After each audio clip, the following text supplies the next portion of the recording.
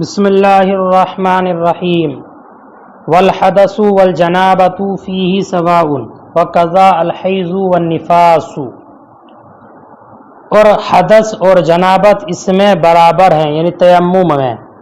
ایسے ہی حیض و نفاس کا بھی وہی حکم ہے۔ اس عبارت میں امام قدوری نے یہ بات بیان فرمائی ہے کہ تیمم کے جائز ہونے کے لیے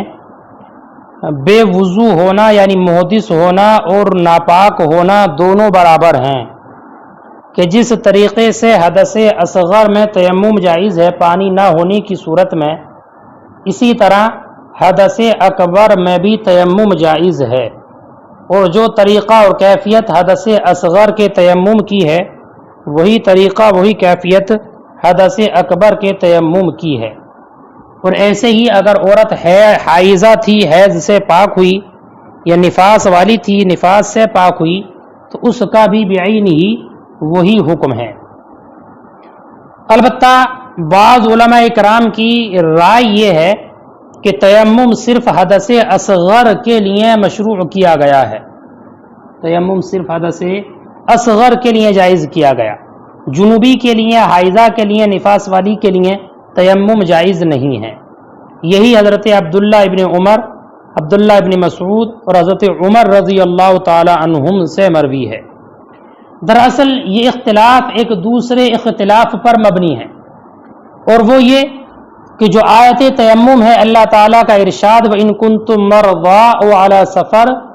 أَوْ جَاءَ أَحَدٌ مِّنكُم مِّنَ الْغَائِطِ أَوْ لَامَسْتُمُ النِّسَاءَ فَلَمْ تَجِدُوا مَاءً فَتَيَمَّمُوا صَعِيدًا طَيِّبًا، تو اس آیت کریمہ میں أَوْ لَامَسْتُمُ النِّسَاءَ، تو مس بالنساء سے مراد کیا ہے؟ ملامست سے مراد کیا ہے؟ تو بعض حضرات نے یہ کہا، جیسے کہ امام شافعی وغیرہ، کہ اس أَوْ لَامَسْتُمُ النِّسَاءَ سے مراد مس بالید ہے۔ کیا کہا بیٹا؟ مس بالید۔ اور کچھ کا کہنا یہ ہے کہ اس أَوْ لَامَسْتُمُ النِّسَاءَ سے مراد جماع ہے، جیسے کہ امام اعظم وغیرہ کا مذہب یہ ہے کہ أَوْ لَامَسْتُمُ النِّسَاءَ سے مراد جماع ہے، اور بعض دوسروں کا قول یہ ہے، جیسے کہ امام شافعی وغیرہ، کہ اس أَوْ لَامَسْتُمُ النِّسَاءَ سے مراد مس بالید ہے، مس بالید، مس بالید ہے۔ جو حضرات مس بالید کے قائل ہیں ان کی دلیل یہ ہے کہ اللہ تعالی نے محدث کے لیے تیمم کو جائز کیا ہے، اس کے لیے محدث کے لیے، اس لیے جنوبی کے لیے تیمم جائز نہیں ہوگا، تیمم جائز نہیں ہوگا، کہ تیمم کی جو مشروعیت ہے، اباحت ہے، وہ محدث کے لیے ہے، اس لیے ناپاک انسان کے لیے، حائضہ کے لیے وہ جائز نہیں ہوگا۔ اور جنوبی انسان کو بے وضو انسان پر قیاس بھی نہیں کیا جا سکتا،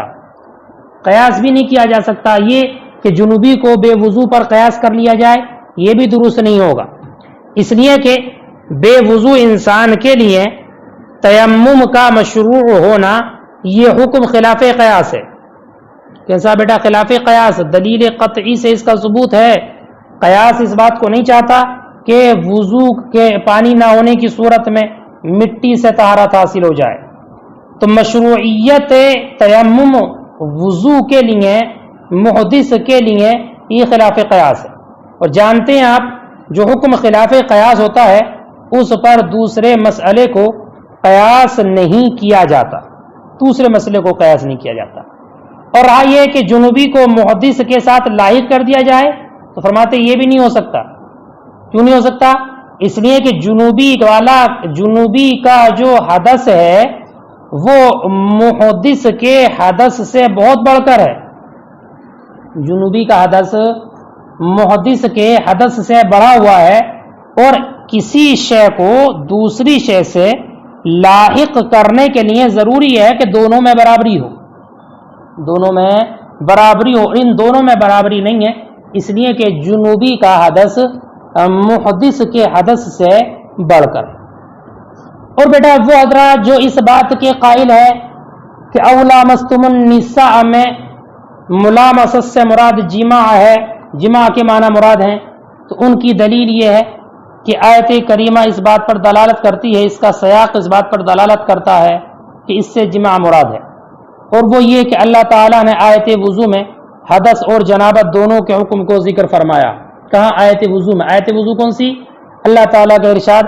یا ایھا الذین آمنوا اذا قمتم الی الصلاۃ، یہ آیت کریمہ مکمل، اس میں فرائض وضو کا ذکر ہے، اور اس میں حدث اصغر کا حکم ذکر فرمایا، اور اس کے بعد اللہ تعالیٰ نے فرمایا وَإِن كُنتُمْ جُنُبًا فَطَّهِّرُوا، اور اس جملے میں جنابت یعنی حدث اکبر کا بیان فرمایا ہے، جنابت کا یعنی حدث اکبر کا ذکر فرمایا۔ تو اس جگہ پر آیت وضو میں اللہ تعالیٰ نے حدث اصغر اور حدث اکبر دونوں کا حکم ذکر فرمایا۔ پھر اس کے بعد اگر انسان پانی پر قادر نہ ہو یا پانی نہ پاتا ہو تو ایسی صورت میں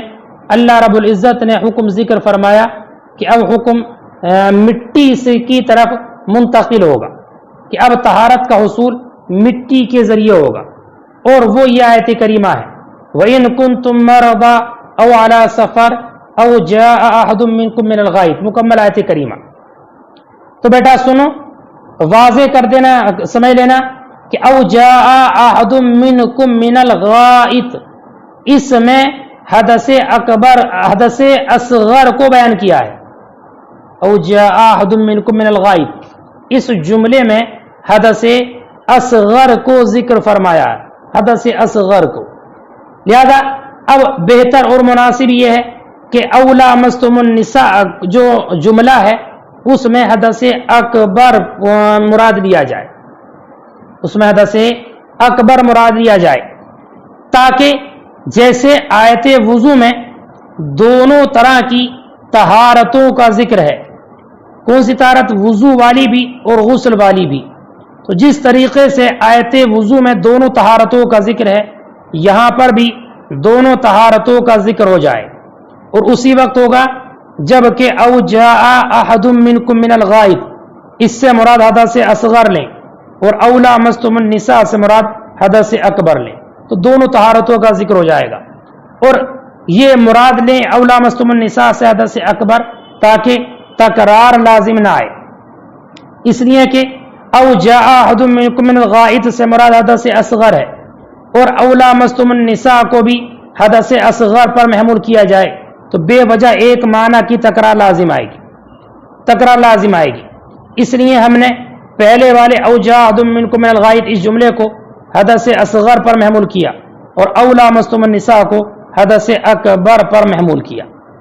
اور اگر یہ مان بھی لیں کہ اولا مستم النساء یہ جملہ اس سے مراد حدث اصغر ہے، تو ہمارا جواب اس وقت میں یہ ہوگا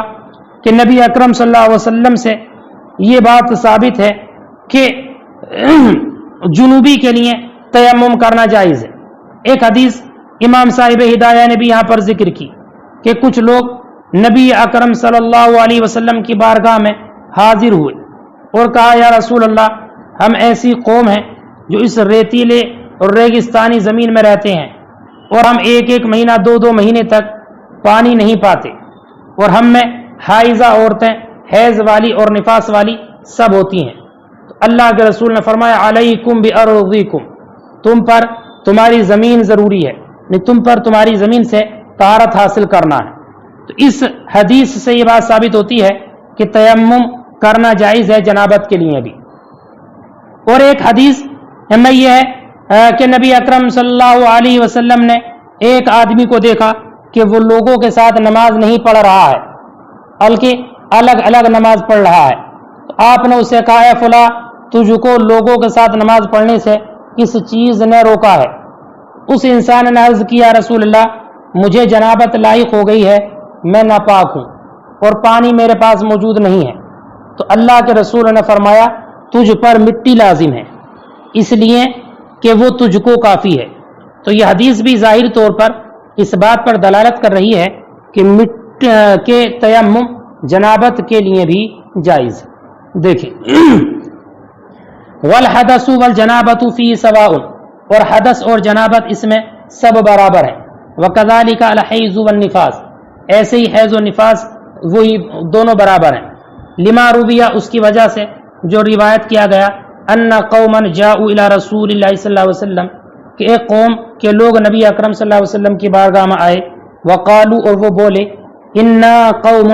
نسکن هذه الرمال، ہم ایسی قوم ہیں جو اس ریتیلی زمین میں رہتے ہیں، ولا نجد الماء شهرا او شهرين، اور ہم ایک مہینہ یا 2 مہینے پانی نہیں پاتے، وفینا الجنوب، اور ہم میں ناپاک لوگ حیض والی عورتیں اور نفاس والی ہوتی ہیں، فقال علیکم بارضیکم،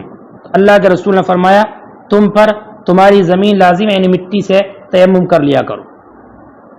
ويجوز التيمم عند ابي حنیفہ ومحمد بكل ما كان من جنس الارض، اب یہاں سے مصنف قدوری ان چیزوں کا ذکر فرماتے ہیں کہ جن سے تیمم کرنا جائز ہے، تیمم کرنا جائز ہے۔ چنانچہ فرمایا کہ ہر وہ چیز کہ جو زمین کی جنس سے ہو اس سے امام اعظم اور امام محمد کے نزدیک وضو کرنا جائز ہے، تیمم کرنا جائز ہے۔ ہر وہ چیز جو زمین کی جنس سے ہو، جنس ارض سے جو بھی چیز ہو طرفین کے نزدیک اس سے وضو کرنا جائز ہے، جیسے کہ مٹی یہ جنس ارض سے ہے، ایسی ریت یہ بھی جنس ارض سے ہے، پتھر، چونا جو چونا ہوتا ہے اور ایک نورا کہلاتا قلعی والا چونا، ایسی سرما، ہڑتال وغیرہ، تو یہ سب چیزیں جن سے ارض سے ہیں، اس لیے ان سے وہ تیمم کرنا جائز ہے طرفین کے نزدیک۔ البتہ قاضی ابو یوسف رضی اللہ تعالی عنہ کا مذہب یہ ہے کہ تیمم کرنا مٹی سے جائز ہے اور ریت سے جائز ہے، ان دو کے علاوہ کسی اور سے تیمم کرنا جائز نہیں ہے، صرف مٹی اور ریت سے تیمم جائز ہے۔ امام شافعی نے فرمایا کہ تیمم جائز نہیں ہے سوائے مٹی کے، اور مٹی بھی ایسی جو اگانے والی ہو، تراب منبت، ایسی مٹی جو اگانے والی ہو، تو امام شافعی کے نزدیک صرف اگانے والی مٹی سے تیمم جائز ہے، تراب منبت سے تیمم جائز ہے۔ تو بیٹا طرفین کے نزدیک ہر جنس ارض سے تیمم جائز ہے۔ امام قاضی ابو یوسف کے نزدیک صرف مٹی اور ریت سے تیمم جائز ہے،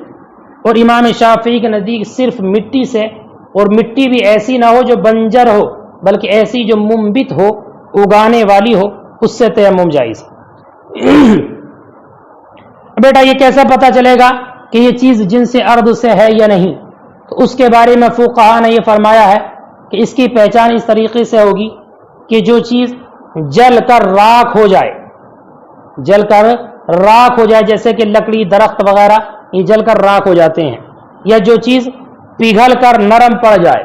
جیسے کہ لوہا، تانبا، پیتل وغیرہ یہ پگھل جاتے ہیں، نرم پڑ جاتے ہیں، یا ایسی چیز ہو کہ جس کو زمین کھا جائے، جس کو زمین گلا دے، کھا جائے، جیسے کہ اناج وغیرہ زمین پر ڈال دو چند دنوں میں گل جاتا ہے، خراب ہو جاتا ہے، تو یہ چیزیں ایسی چیز جو جل کر راکھ ہو جائے یا پگھل جائے یا زمین اس کو کھا جائے، تو یہ چیزیں جن سے ارض سے نہیں ہیں۔ اس کے علاوہ جو چیزیں ہیں وہ جن سے ارض سے ہیں، جیسے مٹی ہے، ریت ہے، چونا ہے، قلعی کا چونا ہے، سرما ہے، ہڑتال ہے، نمک، یاقوت وغیرہ، یہ سب جن سے ارض سے ہیں، ان سے وضو کا تیمم کرنا جائز ہے۔ امام ابو یوسف نے بتایا کہ صرف مٹی سے اور ریت سے تیمم کرنا جائز ہے، اور امام شافعی کے نزدیک صرف مٹی سے۔ امام شافعی رضی اللہ تعالیٰ عنہ کی دلیل اللہ تعالیٰ کا ارشاد مبارک سعیدن طیبہ ہے۔ کیا ان کی دلیل؟ سعیدن طیبہ، وہ یہ کہتے ہیں کہ سعید سے مراد مٹی ہے، سعید سے مراد کیا ہے؟ مٹی، اور طیب کے معنی منبت کے ہیں، منبت اگانے والی، کیا بیٹا؟ اگانے والی۔